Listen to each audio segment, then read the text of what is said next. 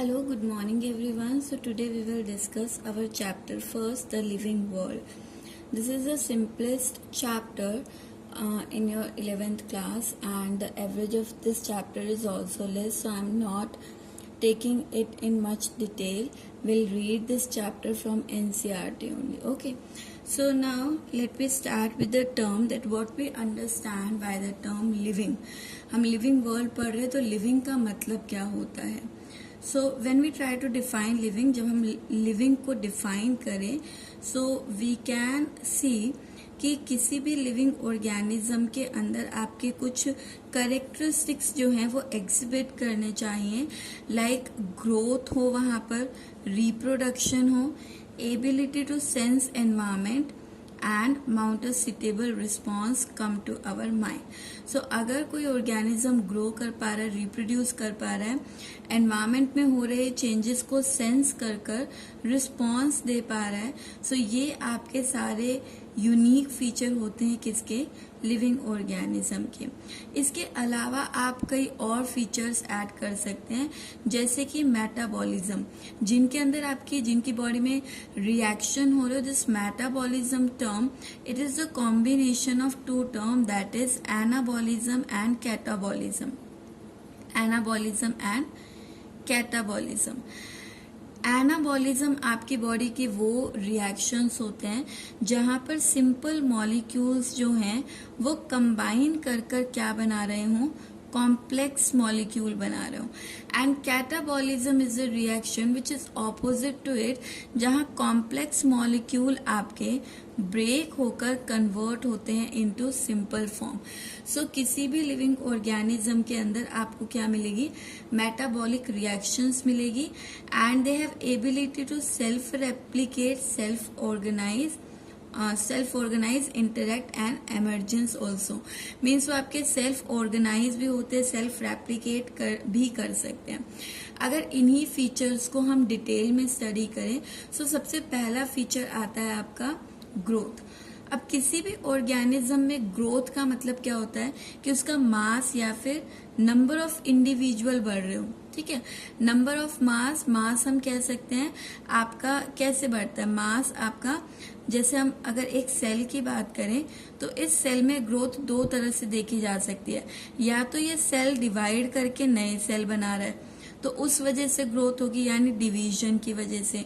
दूसरा आपका होता है कि सेल के अंदर साइटोप्लाज्म एनहांस हो गया है, बढ़ गया है, जिसकी वजह से इसका साइज इंक्रीज हो गया है. तो यहाँ पर मैं कहूंगी कि क्या इंक्रीज हो रहा है, मास इंक्रीज हो रहा है. सो लिविंग ऑर्गेनिज्म में या तो मास इंक्रीज होता है या फिर उसका नंबर इंक्रीज होता है. ये आपके जो करेक्टरिस्टिक्स होते हैं, ये दोनों मिलकर किसी भी ऑर्गेनिज्म की क्या करते हैं, ग्रोथ करते हैं.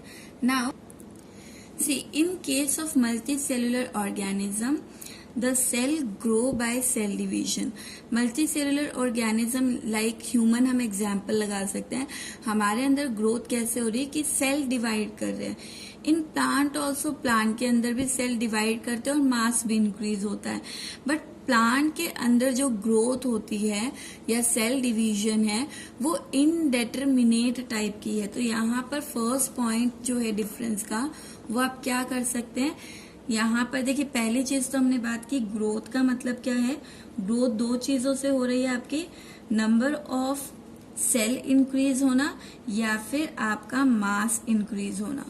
मास इंक्रीज होना ये आपका रिप्रेजेंट करता है ग्रोथ को. अब ग्रोथ आपका एनिमल के अंदर भी है और प्लांट के अंदर भी है. एनिमल के अंदर जो ग्रोथ है दैट इज डेटरमिनेंट. डेटरमिनेंट यानी हम डेटरमाइन कर सकते हैं या फिर हम कहें लिमिटेड होती है. जबकि प्लांट के अंदर जो ग्रोथ है वो आपकी अनलिमिटेड है, नॉन डेटरमिनेंट है, क्योंकि यहाँ पर जो ग्रोथ हो रही है that is due to dividing cell which is called meristematic cell. और प्लांट के अंदर ये growth continuously throughout the life span चलती है क्योंकि उनके पास डिवाइडिंग सेल है. लेकिन एनिमल के अंदर आपके क्योंकि डिवाइडिंग सेल नहीं है, तो आफ्टर सर्टेन एज वहां पर आपके डिवीजन जो है वो रुक जाते हैं और डिवाइड अगर नए सेल हो भी रहे हैं तो वो पुराने सेल्स को रिप्लेस करते हैं, यानी पुराने सेल्स आपके रिप्लेस होंगे, उनकी जगह आपके न्यू सेल्स आते हैं। तो इसलिए एनिमल के अंदर जो ग्रोथ होगी वो डिटरमिनेंट और लिमिटेड होगी। यूनिसेल्युलर ऑर्गेनिज्म भी आपके ग्रोथ दिखा सकते हैं, same with the cell division, and we can easily observe this growth in vitro culture by simply counting the number। आप किसी भी ऑर्गेनिज्म में ग्रोथ को ऑब्जर्व भी कर सकते हैं अगर आप किसी यूनिसेल्युलर ऑर्गेनिज्म को क्या करें, कल्चर प्लेट में कल्चर करें, तो उसके नंबर या सेल को काउंट कर कर हम यहाँ पर ग्रोथ डिटरमाइन कर सकते हैं। अब मेजॉरिटी ऑफ हायर एनिमल और प्लांट के अंदर ग्रोथ और रिप्रोडक्शन जो होते हैं वो एक्सक्लूसिव इवेंट होते हैं, मेन आपके इवेंट होते हैं ग्रोथ और reproduction.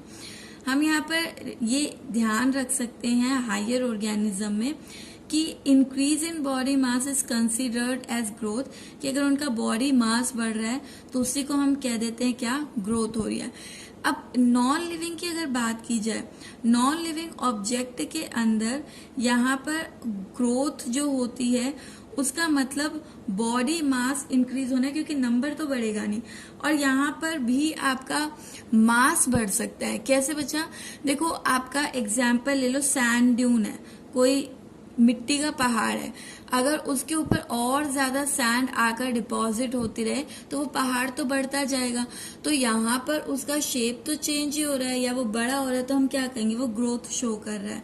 So non living object also show growth, लेकिन वहां पर आपकी ग्रोथ किस वजह से हो रही है, मास इंक्रीज होने की वजह से, नंबर इंक्रीज नहीं होगा। जैसे आपके माउंटेन्स है, बोल्डर्स है, सैंड माउंट है, ये सब आपके ग्रो करते हैं।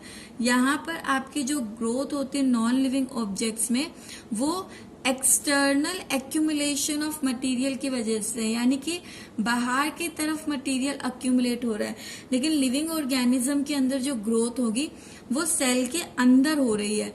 नॉन लिविंग में बाहर से ग्रोथ हो रही है और लिविंग के अंदर आपकी क्या हो रही है, इनर हो रही है। ओके, तो इसलिए हम कह सकते हैं कि क्योंकि ग्रोथ आपकी लिविंग और नॉन लिविंग दोनों में ही दिख रही है, तो ये आपकी नॉन डिफाइनिंग, या हम कह सकते हैं डिफाइनिंग प्रॉपर्टी नहीं है। डिफाइनिंग प्रॉपर्टी वो प्रॉपर्टी तो जो एक पर्टिकुलर की ही हो, यानी लिविंग ऑर्गेनिज्म ही दिखाता हो, आपके नॉन लिविंग ना दिखा पाए, बट ग्रोथ तो आपके दोनों दिखा सकते हैं। सो इसलिए growth is not a defining property of living organism, यानी हम ग्रोथ को लेकर लिविंग और नॉन लिविंग को डिफरेंशिएट या डिफाइन नहीं कर सकते हैं। ओके, नाउ सी सेकेंड हम यहाँ पर ले लेते हैं। सेकेंड क्या करेक्टर है, सेकेंड करेक्टर होता है रिप्रोडक्शन। रिप्रोडक्शन आपका करेक्टर है किसका, लिविंग ऑर्गेनिज्म का। मल्टी सेलुलर ऑर्गेनिज्म जो होते हैं वो रिप्रोड्यूस करते हैं, जिसे हम कहते हैं प्रोजेनी का प्रोडक्शन। रिप्रोडक्शन क्या है, एक बायोलॉजिकल इरिवर्सिबल प्रोसेस है जहां पर आपके यंग वंस बन रहे हैं। यंग वंस बन रहे तो मैं कह सकती हूँ प्रोजेनी इंक्रीज हो रही है। Okay, so we can say that it is the unique feature of what, living organism। invariably and implicitly we refer to sexual reproduction। अच्छा, जब भी हम रिप्रोडक्शन की बात करते हैं तो हम यहाँ पर हमेशा किसकी बात कर रहे होते हैं, ज्यादातर सेक्सुअल रिप्रोडक्शन की बात करते हैं। Organism reproduce by asexual means also, organism asexually भी रिप्रोड्यूस कर सकते हैं। जैसे फंगस आपका मल्टीप्लाई और स्प्रेड हो जाता है इजिली बाय एसेक्सुअल मेथड, जिसे हम स्पोर फॉर्मेशन कहते हैं, आपने 10th में पढ़ा हुआ है। लोअर ऑर्गेनिज्म जैसे ईस्ट और हाइड्रा है वो सिंपल आपके बडिंग से रिप्रोड्यूस करते हैं। प्लानेरिया जिसे आप फ्लैट वॉर्म कहते हैं, वो उसके अंदर आपका रीजनरेशन पावर होती है। ये सारे एसेक्सुअल रिप्रोडक्शन है जो कि हम 10th स्टैंडर्ड में रीड कर चुके हैं। नाउ सी फंगस, जो कि फंगस फिलामेंटस एल्गा जो होते हैं ये आपका क्या करते हैं, इसके अलावा प्रोटोनीमा ऑफ मॉसिस, ये आपके इजीली सारे रिप्रोड्यूस हो सकते हैं एसेक्सुअली बाय फ्रेगमेंटेशन, यानी इनका छोटा सा फ्रेगमेंट भी न्यू ऑर्गेनिज्म बना सकता है।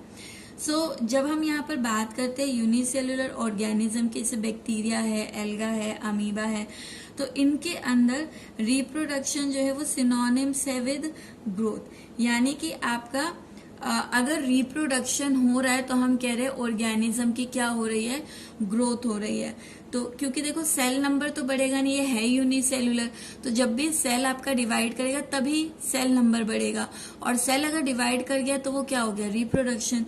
सो इसलिए इनके अंदर जो रिप्रोडक्शन है वो सिनोनिमस प्रोसेस है, यानी साथ साथ चल रही है किसके, ग्रोथ के। ग्रोथ हो रही है, इंक्रीज हो रहा है नंबर, इसका मतलब वहां पर क्या हुआ है, रिप्रोडक्शन हुआ है। Okay, now see,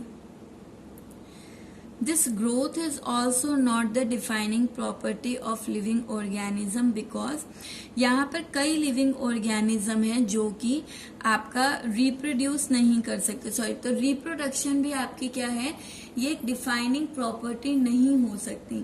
for example अगर हम बात करें म्यूल्स की, mules is the hybrid of donkey and horse. इसी तरह से आपके टाइगॉन एंड लाइगॉन which is the hybrid of tiger and lion, they are also sterile in nature. Likewise worker bees in honey bee, they are also, मधुमक्खी का जो छत्ता होता है उसमें 3 तरह की आपकी मक्खियां मिलती हैं, क्वीन होती है, वर्कर होती है और मेल ड्रोन होते हैं। तो जो वर्कर भी होती है वो भी आपकी क्या होती है, स्टेराइल होती है। लाइकवाइज कुछ ह्यूमंस भी होते हैं जो कि रिप्रोड्यूस नहीं कर पा रहे हैं क्योंकि उनमें प्रॉब्लम हो सकती है, जैसे एग का फॉर्म ना हो पाना या मेल्स में स्पर्म का फॉर्मेशन ना हो पाना। तो इनफर्टाइल कपल्स जो हैं that is also exception of reproduction. इसे रिप्रोडक्शन को भी हम यहाँ पर डिफाइनिंग प्रॉपर्टी लिविंग ऑर्गेनिज्म की नहीं ले सकते बिकॉज कई लिविंग ऑर्गेनिज्म रिप्रोडक्शन शो नहीं करते हैं। Okay, so the next property here is metabolism, means the reaction that held in the body of living organism. So जितने भी living organism होते हैं वो केमिकल से बने हैं, और केमिकल्स बिग या स्मॉल आपके हो सकते हैं। बिलोंगिंग मीन्स डिपेंड करता है वो किस क्लास साइज के हैं और वो क्या काम कर रहे हैं। ओके, सो यहाँ पर जो यही आपके केमिकल्स होते हैं इन्हीं को हम बायोमोलिक्यूल्स भी बोलते हैं। अब यहाँ the conversion of raw molecule into this biomolecule, अगर हम देखें कन्वर्जन जो है आपके सिंपल जुड़कर कॉम्प्लेक्स बना रहे हैं या कॉम्प्लेक्स टूटकर सिंपल बना रहे हैं, तो ये सारी कन्वर्जन से हमारे पास क्या आते हैं, बायोमोलिक्यूल्स, यानी कार्बोहाइड्रेट, प्रोटीन्स वगैरह आते हैं, उन्हीं को हम बायोमोलिक्यूल्स कहते हैं। बायो मीन्स लिविंग ऑर्गेनिज्म जिन मॉलिक्यूल से बने हुए हैं। सो यहाँ पे जो कन्वर्जन होता है केमिकल रिएक्शन का, इन्हीं केमिकल रिएक्शन को हम मेटाबॉलिक रिएक्शन कहते हैं। और हमारी बॉडी में बहुत सारी मेटाबॉलिक रिएक्शंस जो हैं साइमल्टेनियसली एक साथ आपका क्या चलती रहती हैं। ओके, सो जितने भी प्लांट है, एनिमल है, फंगस है, माइक्रोब्स हैं, सबके अंदर मेटाबॉलिज्म यानी कि सिंपल से कॉम्प्लेक्स बनना और कॉम्प्लेक्स का टूटना सिंपल में, ये चलता रहता है। तो किसी ऑर्गेनिज्म के अंदर जो टोटल सम है रिएक्शन का, जिसके अंदर कैटाबॉलिक रिएक्शन और एनाबॉलिक रिएक्शन इंक्लूड की जाती है, उसी को हम यहाँ पर क्या कहते हैं, उसी को हम मेटाबॉलिज्म कहते हैं। Okay, so metabolism is what, it is the sum total of all reaction occurring in our body, तो उसी को हम क्या कहेंगे, मेटाबॉलिज्म।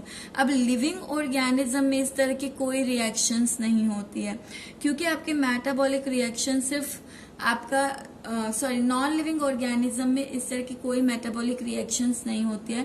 तो क्योंकि आपके मेटाबॉलिक रिएक्शन सिर्फ आपका कहाँ हो रही है, सेल या लिविंग ऑर्गेनिज्म में हो रही है, इसलिए ये मेटाबॉलिज्म जो है हम कह सकते हैं कि ये एक डिफाइनिंग प्रॉपर्टी है, यानी इसको स्टडी कर कर हम लिविंग और नॉन लिविंग को क्या कर सकते हैं, डिफाइन कर सकते हैं।